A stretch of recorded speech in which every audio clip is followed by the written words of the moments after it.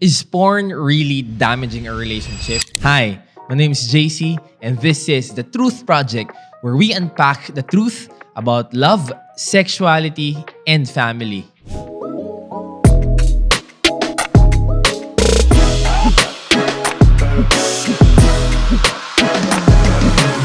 In the US, there are many research that say na nadodoble yung divorce rate because of people watching porn. Dahil nagkakaroon ng unmet expectations, they tend to be dissatisfied. Married couples, or where at least one partner is viewing pornography, they're more likely to threaten splitting up. They're more likely to have more fallouts. And then they even did studies where they took a user group and exposed them to 1 hour of pornography for 6 weeks. Mild pornography. Then they had a control group who were watching nature documentaries. And then they questioned the people before and after how they viewed their spouse and how satisfied they were with them. And without fail, every single person who'd been exposed to that small degree of pornography rated their partner lower after watching it. It is this pornographic lens. Because porn shows a different image of what lovemaking is. Sa porn, makikita natin that sex is meant for pleasure at hindi sa pagbibigay ng pagmamahal. We have a group of guys who are no longer using internet porn. That's right, heavy users are voluntarily giving it up by the thousands. These guys are the missing control group in the great porn experiment.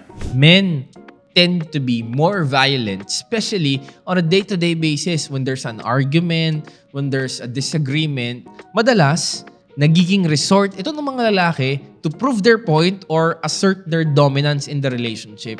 And this is all because of the violence that has been ingrained in their mind. Men imitate what they see in porn in real life. Porn shows a false idea of what sex is. Of course it affects relationships. Porn addiction is very prevalent in America, and I'm sure here too. The things that men see in videos, they expect from the women in their lives, and that's just not reality. No one is going to be that perfect. No one is going to do those acts on a Wednesday night with the person they love. Porn becomes a source of pleasure and not a way to express love.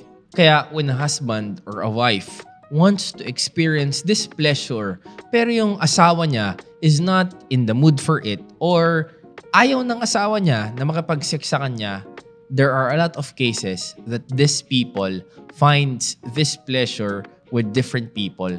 Kaya nauuso yung hookup culture, yung paghahanap ng iba para lang makipag-sex, para maramdaman yung saya, yung feeling. It's portrayed in TV and movies as the ultimate experience of adulthood, a pure rush of passion. When you're around tons of attractive people who treat random physical hookups as normal, it can be very tempting to give in to this culture. But just remember, it's a lie. It will never be able to meet your expectations, and it will never truly satisfy you. As human beings, we crave intimacy. We crave connection. We want to be seen by another person and feel like we matter to them. At its best, sex is a selfless act of surrender to another person, a gift that draws us closer together in love. We should all want to experience something like this, but we'll never find it by cheapening the experience. We'll never get there by taking shortcuts. We undermine the effect of porn in a relationship kasi bakit ka magagalit? Ano bang masama? Video lang naman to. Buti nga, hindi ako nang bababae. But the truth is, porn changes the way we think. And this is something that we need to accept. Porn is cheating. I got to the point where just viewing porn really wasn't enough for me. And so I wanted, kind of real life porn. And so I really began to seek out, different women in internet chat rooms, dating sites, and trying to see if I can get them to send me anything that they'd be willing to. Porn really just consumed me so much that I was seeking out other women, other relationships, having, physical affairs, emotional affairs with multiple other women. It may seem that you are just watching a simple video, but behind that video is still another person that you are fantasizing, that you are looking with so much intent. And that is the very definition of cheating. Pagtingin sa iba at hindi sa mahal mo. Marami na tinatago ito sa asawa nila, that they are still watching porn videos whenever their husband or their wife is not around. Maraming mga mag-asawa yung tinatanggap na lang din ito kasi feeling nila ito na lang yung mabibigay nila sa asawa nila para hindi maghanap ng ibang babae or ibang lalaki. Being married to someone is a great call for us to still choose chastity. Human sexuality symbolizes heavenly and divine mysteries. It is this holy, sacred, glorious mystery that is being mocked, that is being horrifically twisted up and maligned in pornography. So today is the day that we need to stop watching porn because it does not help in any way in our relationship. So for couples who are struggling with pornography in their relationship, we need a combination of communication, boundaries, and spiritual support.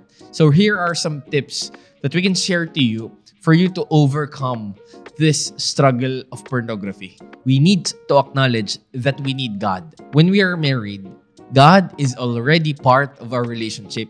We are in a love triangle with Him. And when moments like this happen, that we need help, God is the first one that we need to go to. We need God's mercy for us to overcome this sin because we are committing a sin not just to ourselves, not just to our partner, but to God as well. And so we need to ask for forgiveness for everything that we have done. And there are concrete ways for us to do this. First is to go to confession. Know that you are not alone. Know that Jesus loves you, and know that you can always find a home in the Catholic Church. You always have a place to go when it comes to the sacrament of reconciliation. Also, allow yourself to be immersed with the different sacraments that we have. Go to Mass, have a personal relationship with God. Magdasal ka and allow yourself to be sensitive sa kung ano bang gusto niyang sabihin sa'yo at kung ano ba yung gusto niyang ipagawa sa'yo. You should be open. Both of you should have a non-shaming communication. Pag-usapan nyo with all honesty ano ba yung pinagdadaanan nyo. You need to be honest with yourself and with your spouse how porn is affecting your life.